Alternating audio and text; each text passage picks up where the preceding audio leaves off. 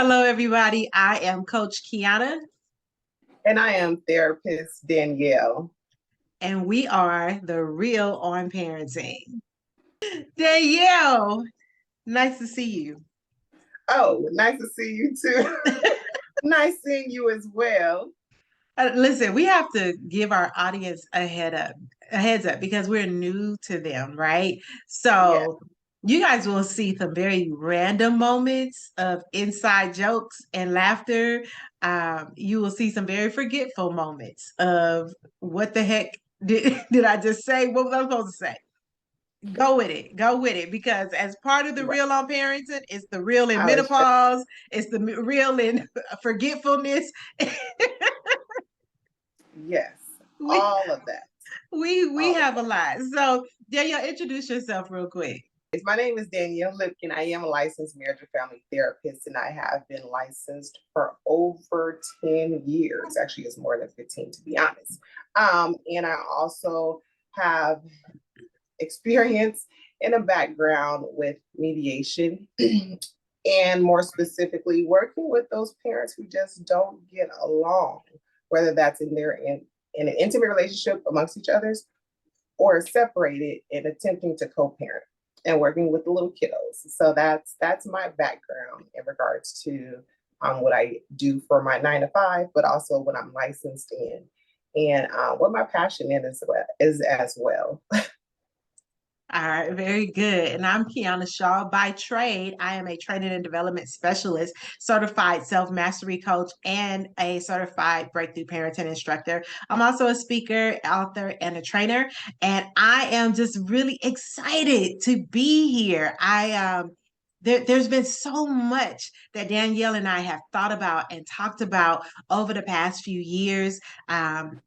And it our conversations have come to life, and we've decided we would make them a podcast. So you want to talk about like our purpose, our mission, just so people know? Yes, within our many conversations that Kiana and I have had, the common focus, what it came down to, is parenting these kids, these teenagers, these adult kids who not acting like adults, more the kid like, and really had more detailed conversation in regards to the support, the resources, and the information, the Mhm. lacking of it for our African Americans, excuse me, for our brown, black, whatever you reference yourself as, parents. And a lot of parents are in this role, but not necessarily mom and dad. They can Right. be caregivers, they can be relatives, they can be a friend of the family. I'm saying it backwards. So the purpose of this podcast is to provide the resources, to provide the information, and also to provide the education in a gentle but realistic way to help parents learn how to parent from a better place. It doesn't mean you're gonna be a perfect parent, but be a work on you in a way that allows you to parent in a different way that is healthy for your children and for yourself. Absolutely. Now, I do want to throw this in there. We are as real as it gets, right? Two girls from Compton who are who just really want to be amazing moms, right? Yes. Amazing wives. But I'm single. Uh, and my advice is legal-ish, right? Like every Right. now and then I might be like, listen, I'm not saying whoop them, but go on and snatch them up real hard. Like, so Danielle comes from the Right. perspective of like there's Right. actual licenses attached to her name. So there's some Right. things she will not say, some things she will not support. Okay. Correct and correct. Because I'm not going to jail. And if you end up going, if your end result was jail, that means you didn't listen to me. You didn't do what I said to do in the way that I said it. You took And your I'm gonna be interpretation. honest, there have been times where I listened to her just enough to not go to jail, right? Like that's I'm being honest. If there is Right. anybody who needs a union, it's me, right? It is what it is. So that's what you're getting when you're coming in here Right. today. We Right. are Right. talking about a pretty serious topic, right? Because this came up as we've been talking to people who know us, and we're like, hey, what would you want to know about? And you are welcome to send us an email to therealonparenting@gmail.com. If there is topics that you want us to address, we are happy to do so. Therealonparenting@gmail.com. Today, though, we're talking about trauma parenting. Am I saying it right? Like parenting Yes. from trauma is probably a better Exactly. way. So trauma parenting, but parenting as a result, currently parenting your children, but as a result of the traumas that you have experienced as being a child. So your parent, how your parent or guardian, whomever it was who played a part of parenting you, that trauma as a result of that. Now, Yeah. there's a lot of ways that people have trauma-based parenting, right? Like it doesn't come in a cookie cutter form. No. Sometimes it shows up in the form of neglect. Sometimes it shows up in spankings or beatings, right? Because I do believe that there's a difference. Sometimes it shows up though in the form of what? Like what are some other In a ways? form of leniency, in the form of That hands-off parenting. Okay. no boundaries, no discipline. And we can talk about that a little bit more because there's a difference between discipline and punishment. We definitely have to touch on that.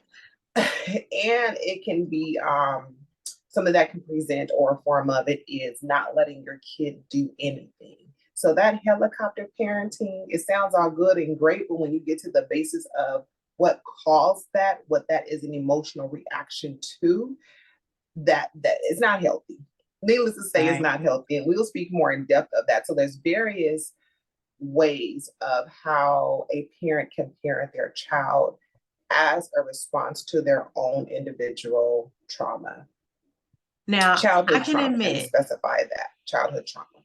yes, and I can admit that I am definitely I am working on not being a trauma parent, right? Like I'm trying, like, because I dealt with sexual abuse, because I dealt with a lot of manipulation, like I'm very watchful of my daughter and who she's around. And I get that some people are like, you're too over the top. But I also feel like, well, I also need to make sure that I am, in fact, watching out, because although everyone is not looking to abuse children, everyone's not refraining from it. So I have to be proactive. Yes, right? That's true. Yes, So, that's very true. So what, look, I'm getting my therapy session in front of all these people. It's all right. Welcome to our phone calls. Right. So what do I do when I feel that I am right and I am just protecting my child and everyone else is going, it's too much? So there's there are a couple of things, and you are correct in the sense that everyone in the world is not an abuser. We can agree with that. However, those who need to speak up when they see something that's not okay, that is very rare. And that's scary. That is scary. We're supposed to protect our children, even if we know them or not. We're supposed to assume they're okay, and we play our part, as an adult, to do or say whatever needs to be done in regards to ensuring that they are safe. With that, so unfortunately, there are many people who have experienced some form of abuse as a child. And with that, you carry parts of that, and it comes out in various ways. Being mindful, being aware is okay, and it is needed. That's the part of actually having those boundaries. What you need to ask yourself is, am I being hyper aware?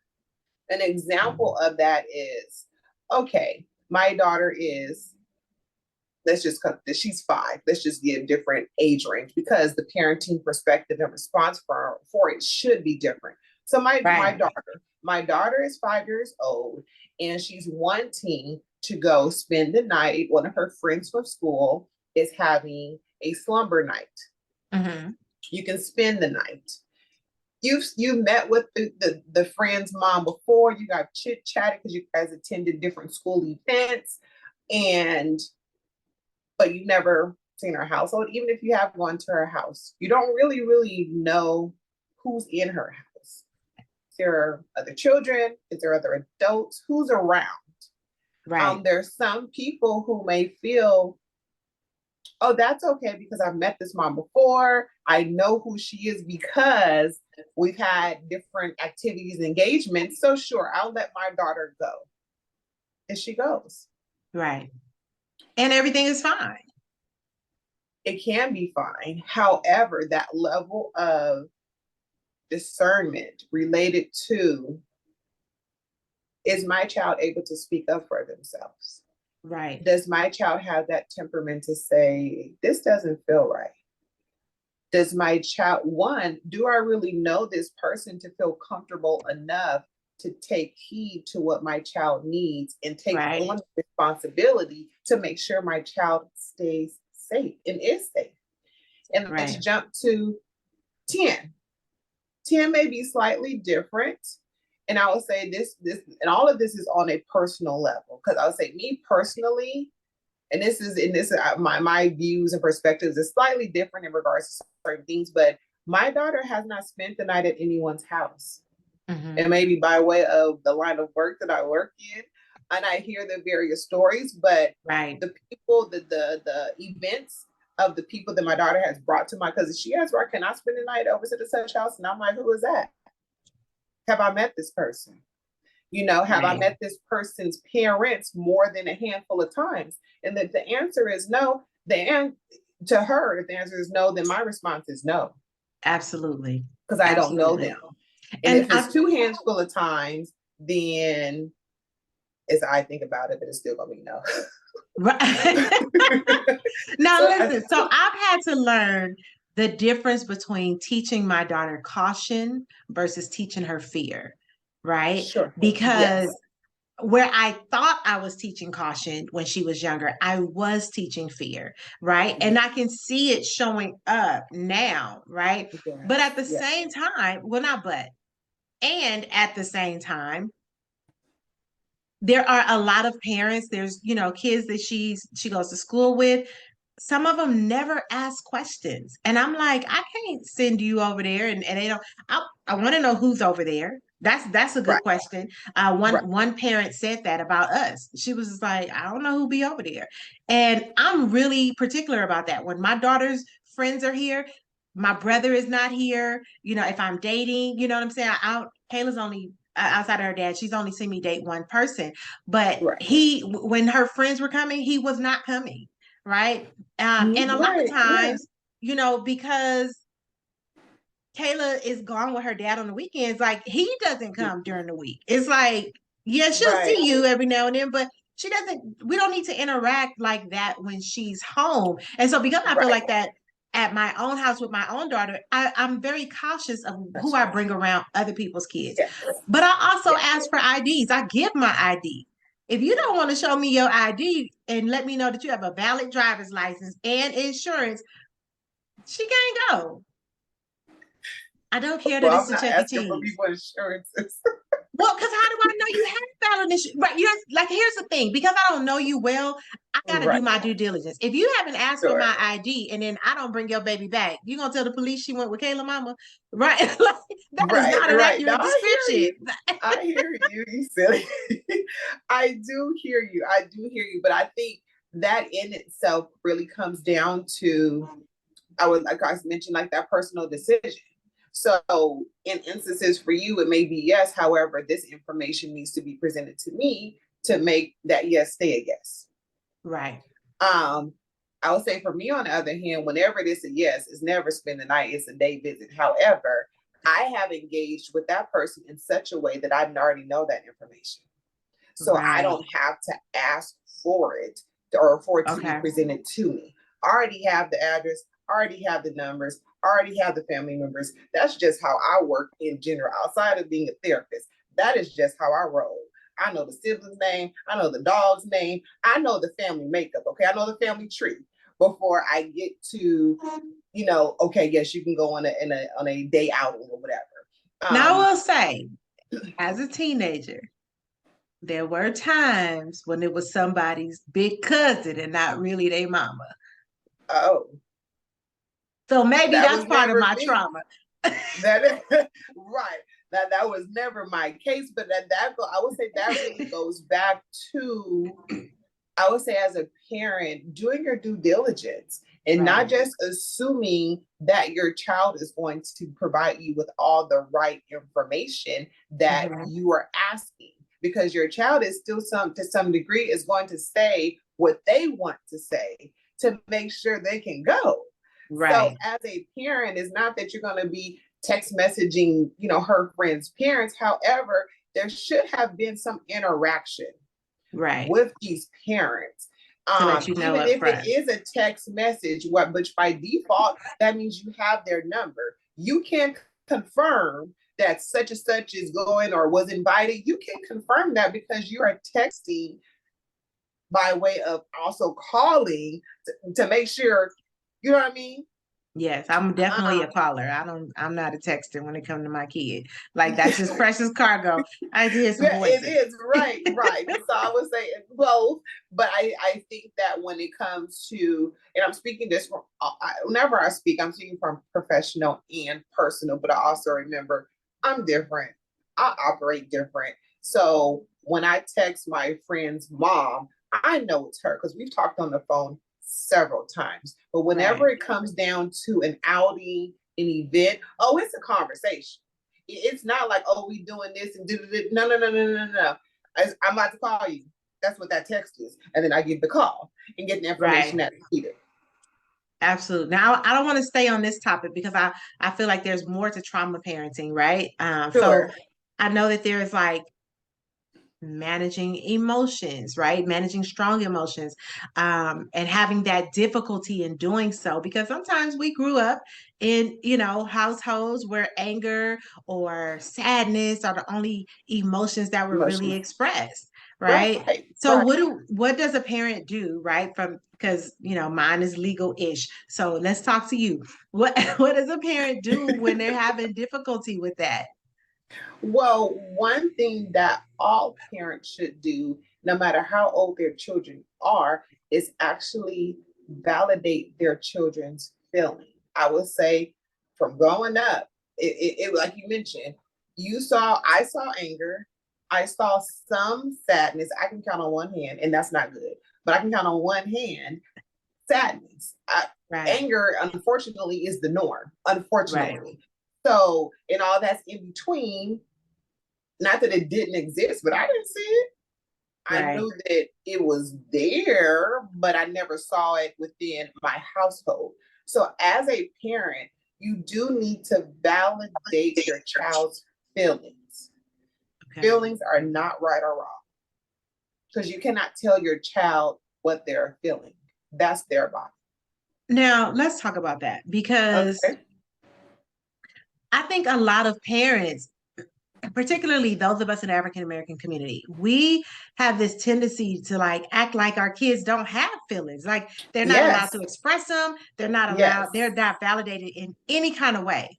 Right.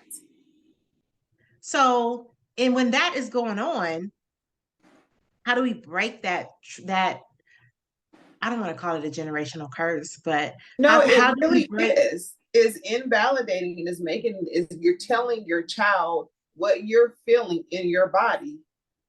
You're not feeling is that. wrong or doesn't exist? It's wrong. Exact both. Right. If you give How your child a spanking, they supposed to be mad, right? Like who's not mad when they get hit? right. Who's Talk not about mad? don't cry. Like, girl, you just tore my butt up and I'm not supposed to cry. Like, I don't understand. And that's also why a lot of kids are very conflicted on when they're experiencing feelings that's not happy or sad or mad. Right. And sad is somewhat on the fence. So, as a parent, you saying, I can see you're upset. You saying, I see you're sad. You saying, with what happened, it's okay to feel whatever that feeling is that kid or your child is experiencing. So that And empathizing, that is that's validation. You are specifically stating, I see that you are experiencing this feeling and it's okay for you to feel that feeling. Got it. period. Because there's more. So after that period, depending on what your child has done or has not done as a way of attempting to regulate, to deal with that feeling, to manage that feeling, that is what that next sentence would address. So I'm going to say this. I grew up getting my butt whooped, okay? I grew up with my mama giving me the look, okay? So when I say Hashtag things, me too. Okay, sorry. right. So when I say certain things, I don't want anybody to get it confused or assume that I was parented in a and I was about to say non-traditional. Cut that. No. And in the way that a lot of African American children, now adults, were parented. So Right. when I say this next, I know some people will be like, what? Yes, I said what I said, and I meant what I said. So let's say, prime example, my daughter was very upset after having, I call it one of those real come to Jesus conversations in regards to certain goals that she had for herself. Yes, we have a conversation about goals. Anyways. Absolutely. And she was more so upset, kind of like flustered with herself. So my daughter has a lot of big emotions. It can be good big emotions, bad big emotions. Any feeling is big, okay? And it's a whole lot. But there's that part of it like, honey, I understand you're frustrated. You're probably upset with yourself. And that's okay to feel that way because that was a whole lot to digest. Mm-hmm. However, and she already knows a comma, you're not yelling at nobody. Oh. So if you need a moment, let me back it up. I see that you need a moment because at the end of the day, they're still kids. They can be 16, 17, they're still kids. I see based off your behaviors that you need some time and I'm going to give you that time. Right. And I walked away, but we've been doing this for so long. She understands the process, but as a parent that this is something new and totally different, it takes a lot of practice. Right. I don't want anyone to assume that, oh, I'm going to do what therapist Danielle said or what Coach Kiana had mentioned, and boom, it worked. Girl, no. It takes time. Boy, no. You know, how long have you been parenting in the current way that you have now? Right. A long time. So it's not going to default pop up while you're parenting. No, it is something that you as an adult have to actively be aware of and that you're working on. Absolutely. So acknowledge, validate, and then the next sentence is really depending upon what your child is showing you. Do they need a break? Do they need a hug? Do they need you to be quiet and get out their face? Yeah, that's what giving space is. I was like, let me get out my child's face because I know if she says something else to me in that tone, we're gonna have a problem. So we both need space. Okay? Now, a lot of people will go, well, that's letting your child run the house. It's not.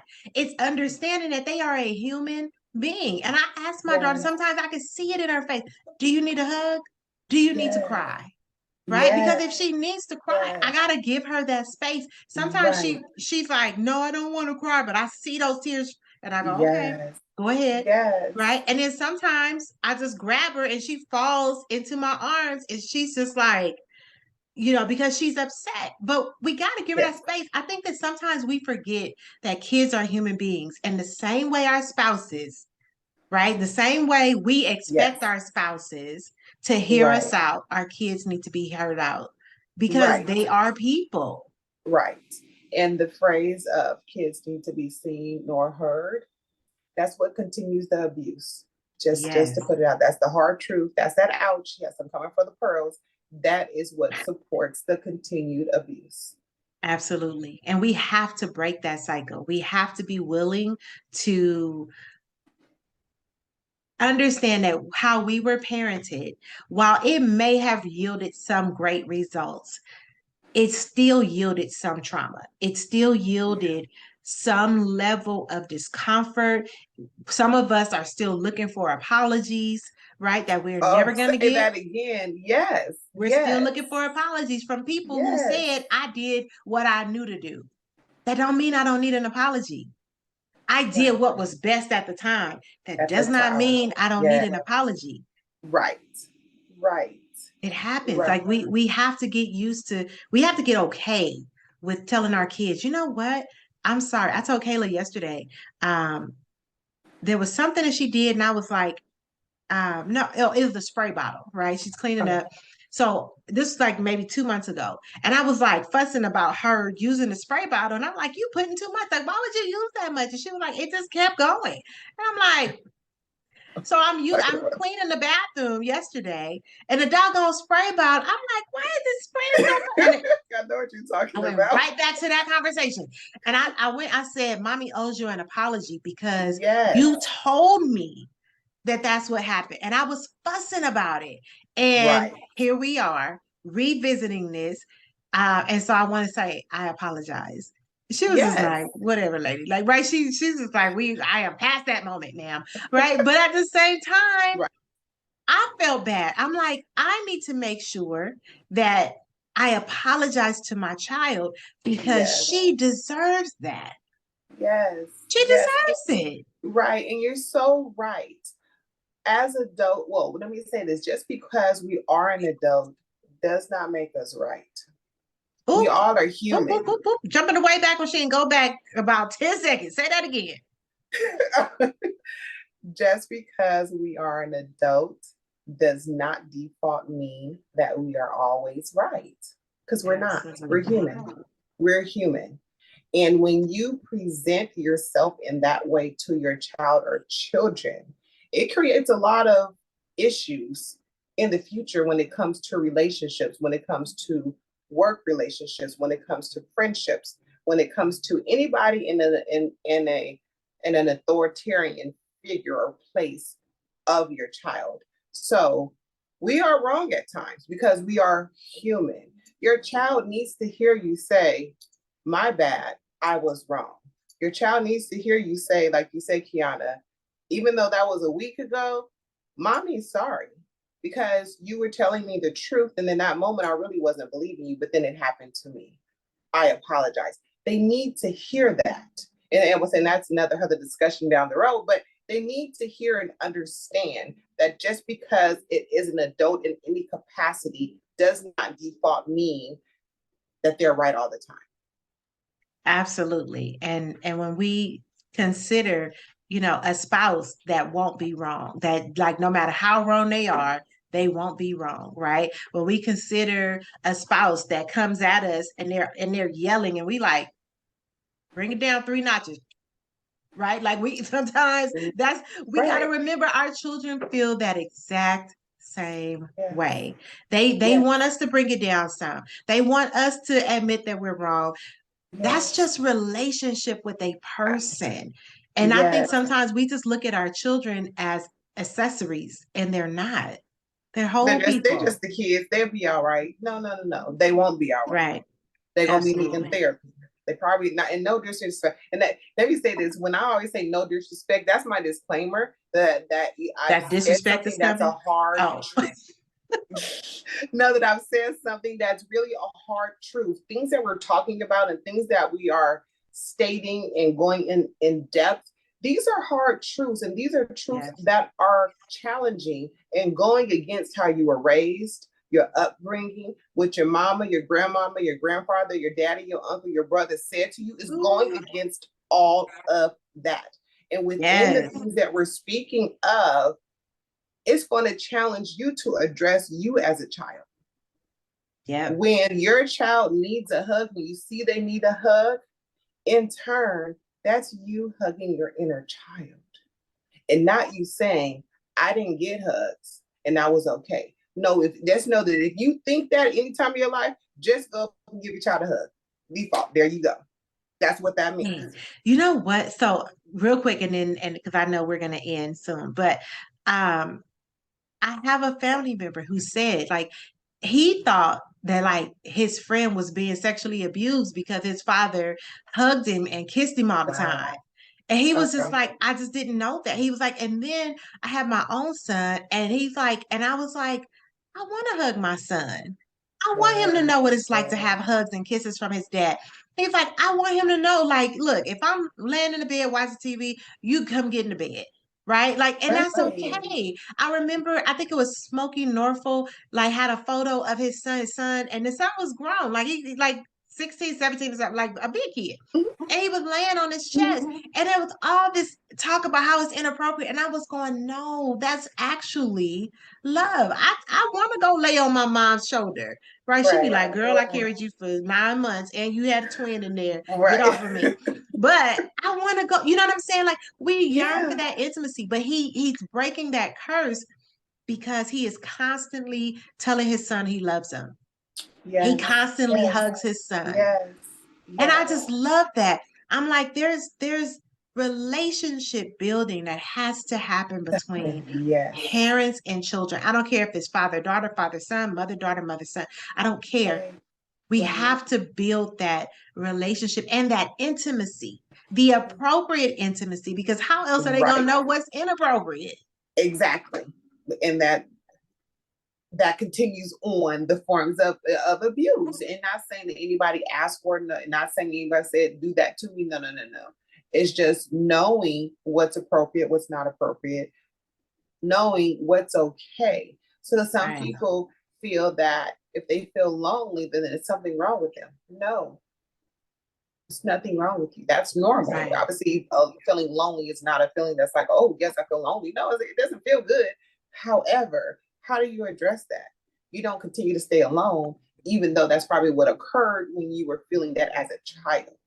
Having right, someone next to you, having someone watch a TV show with you. You didn't even got to do with giving a hug, so learning the different levels of affection, that I think is very, very absent, or was very, very absent, within, I would say, within our generational and older.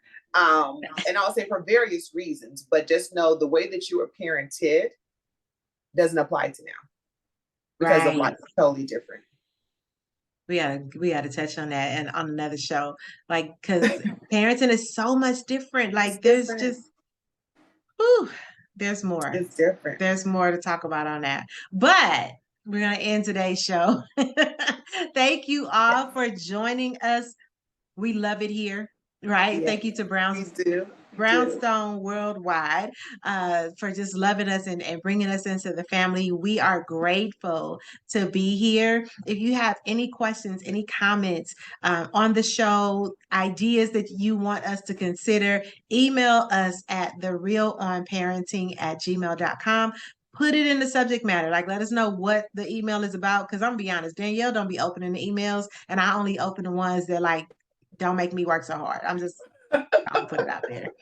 Right.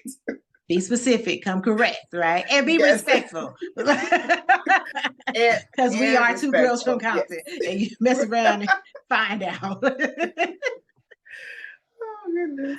You guys have a great night. We'll talk to you All right. soon. Bye-bye. Until the next time.